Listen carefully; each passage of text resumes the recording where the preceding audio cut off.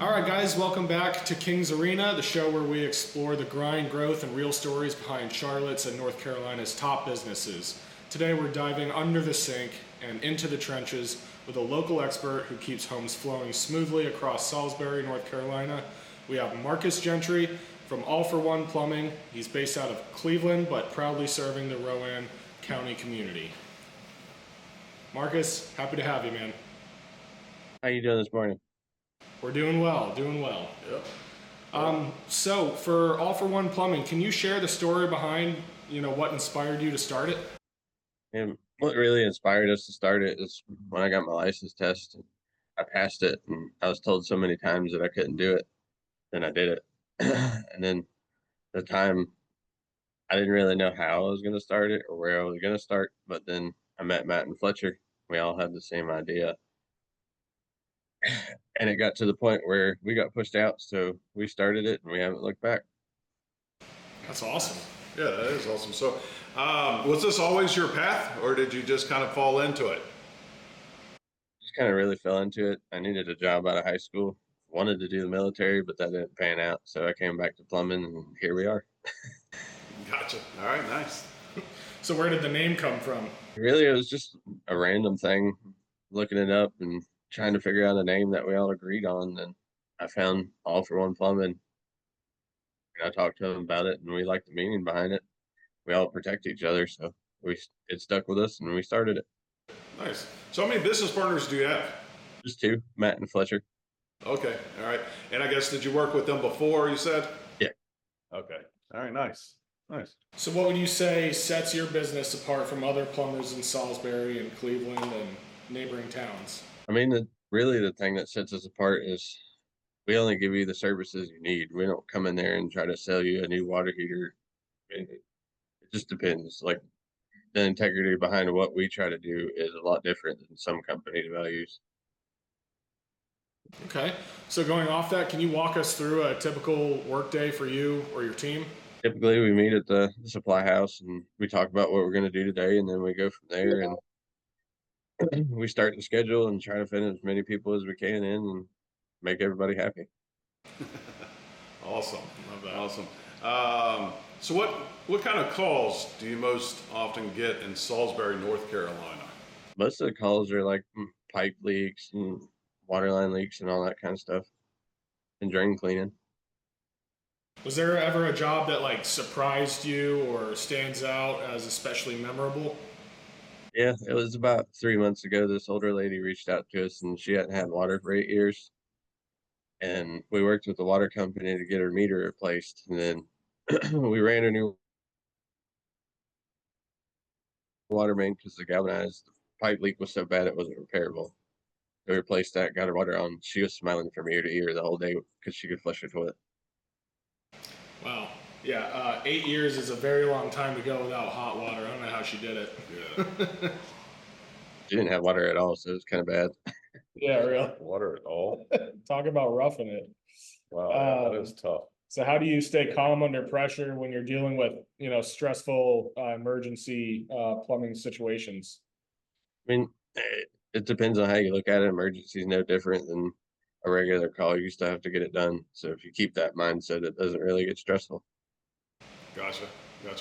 So, break down some of the most common plumbing problems in older homes around Salisbury.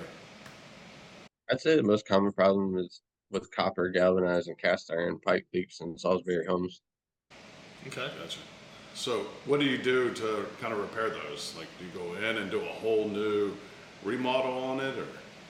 It depends on the severity of it. Like, if it's repairable, we'll repair it. But if it makes more sense to replace it and cost effective, we just repair it. Okay. Perfect. Very cool. Do you have any sort of basic tips for homeowners so they can, avoid costly repairs? If you have a small drip, don't wait until it floods your house. Small drip turns into a big one. Gotcha. So there's a lot of things behind the walls that we can't see that if you're at least given a sign of some sort, then you need to take that sign seriously and give All for One a call. Gotcha. Yeah. So obviously, with people trying to avoid costly repairs, a lot of the times they'll take the initiative to try and DIY it and do it themselves. What are a few DIY fixes that you've seen backfire pretty frequently? I'd say the biggest one is the most probably the embarrassing one is plunging a clogged toilet or like water line repairs. They use duct tape and stuff like that. I mean, Yeah. I could name a whole list right now. Well, So when do you think someone should call a professional plumber like yourself instead of just trying to do it themselves? You should really call a professional plumber. Like, if you're not comfortable fixing it, drain cleaning would be the biggest one. We do a lot of drain cleaning out of Salisbury. Okay. why do you see that to be the case? Why is that kind of, is it like old pipes or? Well, it depends. Like, if it's older pipes and you send a drain machine down it, you'll poke a hole through it. Now you have a bigger problem. Yeah, that's not a good thing. So, as a small business owner, what's been your biggest challenge growing your company? The biggest challenge is taking it slow. I mean, you can stretch yourself pretty thin and then you put yourself out of business. That's the biggest challenge we've came across. Yeah, makes sense. A lot of lessons learned on that one. Definitely. What would you say your approach to building trust with your customers is? It all starts when you meet them and you discuss their problem. It starts with the honesty, pretty much. If you can take a picture and show them that that's what it is and that's how we're going to have to fix it, that pretty much sets the whole path of they know you're going to do the right thing. Gotcha. So how has the Salisbury community really responded to your business? Like, what kind of response are you getting from there? He's been pretty supportive. We've done a lot in the community, like the animals things we're doing right now. It's been different. Yeah, I bet. So, what advice would you give to other local service pros trying to stand out in the crowd in that market? Just answer the phone and show up when you say you're going to. Makes sense. Kind of the easy things you should be able to achieve, right? Yep. Yeah, makes sense. So, going off that, you're based in Cleveland, but you do a lot of work in Salisbury and neighboring towns and cities as well. Why is the focus on Salisbury? Mainly focus on Salisbury because the people in the community, I mean, they've been very supportive. We know a lot of people there. And it's very easy to get in that community as long as you know the right people, especially like if you come in time like when people really need you, that's when the word of mouth gets around and it helps a lot. Definitely. Yeah, I can understand that. Now, do you serve mostly residential customers in Salisbury, or do you have any commercial clients? A mixture of both. We do commercial and residential. I'd probably say 60% of it's residential and 40% of it's commercial. Really just depends on the day. Gotcha. All right. Perfect. And so what are some of the neighborhoods or zones in Salisbury that you work in most? So like most of our work in Salisbury is probably the country club and the new country club. There's a lot of houses and people actually want stuff done that they don't think of every day. So, how far out from Salisbury do you typically serve?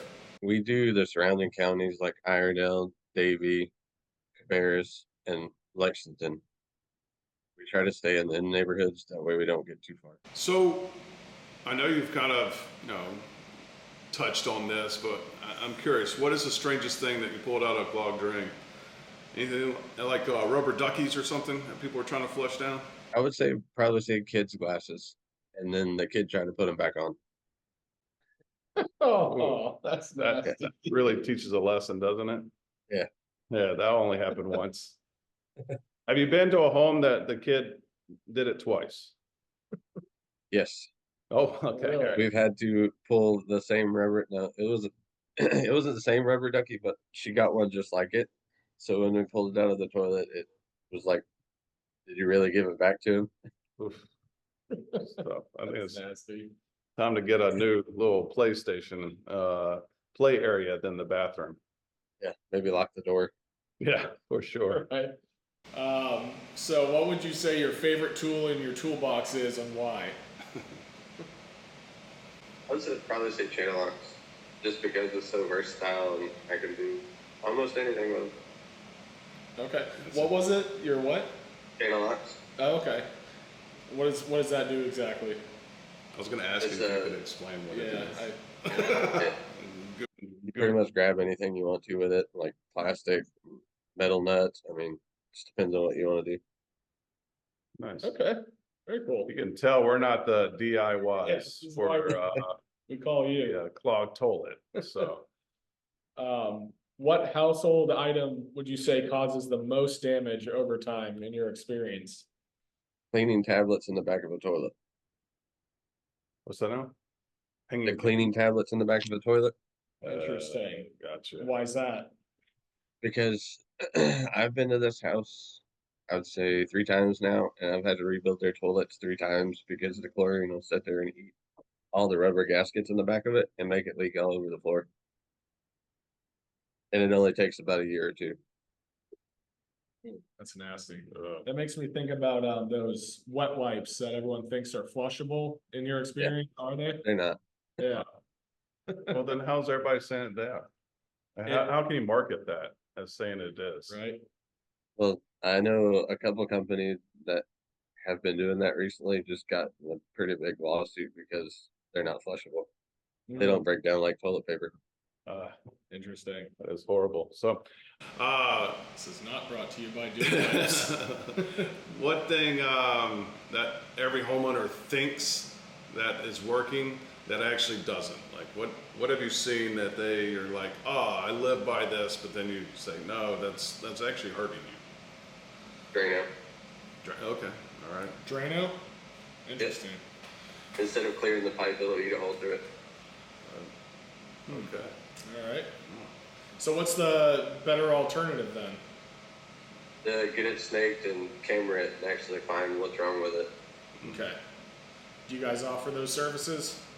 Get it snaked and camera it and actually find what's wrong with it. Okay. Do you guys offer those services? Yeah, we offer camera. Camera's pretty regular. We do that pretty much every day. Every drain we clean, just so we can say, look, here's proof. Okay. Oh, I hope you're good. how far out does that camera go? Goes out 100 foot. 100 foot? Okay. Wow. All right. It's a big tank. Yeah. So if someone is looking for your services, what's the best way for someone, especially in Salisbury, North Carolina, to book a plumbing service with you? I'd say the best way is to give us a call. It'd be All for One Plumbing at 704-326-1886. Nice. Now, do you offer free estimates and emergency service? Yeah, we give free estimates and 24-hour plumbing for Salisbury. Yeah, absolutely. Cool. How can people support your business if they don't currently need plumbing services? They can like or follow us on Facebook and save it for a rainy day or whenever they have an emergency. So where can they find you online? The easiest way is either our website at allforoneplumbing.com or our Google page. Okay, cool. Well, Marcus, super knowledgeable guy. Definitely appreciate your time. For those of you watching, if you're in Salisbury or anywhere in the Rowan County and you want honest, professional plumbing that's done right the first time, be sure to check out All for One Plumbing. Thanks again, Marcus Gentry, for pulling back the curtain and sharing what really goes into running a local trades business. Yep. Thanks, guys.